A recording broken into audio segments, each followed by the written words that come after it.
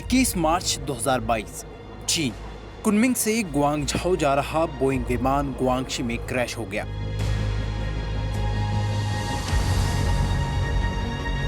इस विमान में 123 यात्री और 9 क्रू मेंबर्स सवार थे।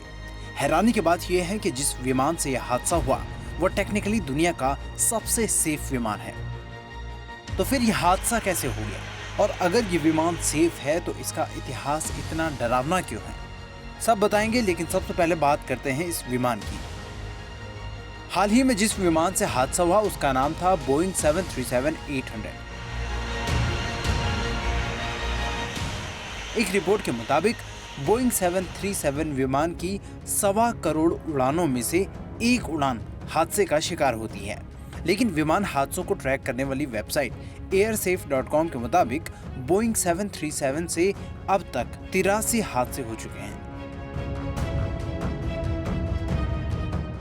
जिसमें सैकड़ों लोगों ने अपनी जान गंवाई। आखिर ऐसा क्यों होता है, ये सवाल सभी को परेशान कर रहा है। बता दें कि दुनिया भर में बोइंग 737 सीरीज के 4172 विमान उड़ रहे हैं। किसी भी दूसरे विमानों की तुलना में बोइंग 737 सबसे ज्यादा बिकने वाला विमान है।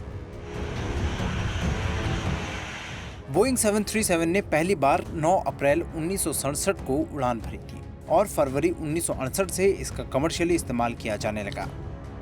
चीन के विमान हादसे में जो बोइंग 737 क्रैश हुआ वो तीसरी पीढ़ी का विमान है, जिसका प्रोडक्शन 1997 से हो रहा है। इस सीरीज के आखिरी 2 विमान चाइना ईस्टर्न को जनवरी 2020 में डिलीवर किए गए थे। आखिरी बार बोइंग 737 जनवरी 2021 में हादसे का शिकार हुआ था।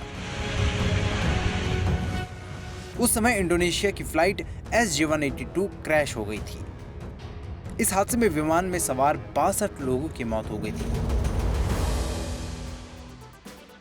वहीं ईस्टर्न एयरलाइंस की बात करें तो नवंबर 2004 के बाद इतना गंभीर हादसा हुआ है।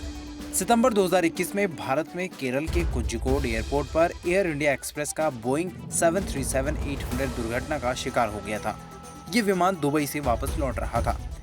इस विमान में 190 लोग सवार थे, जिसमें से 20 लोगों की मौत हो गई थी।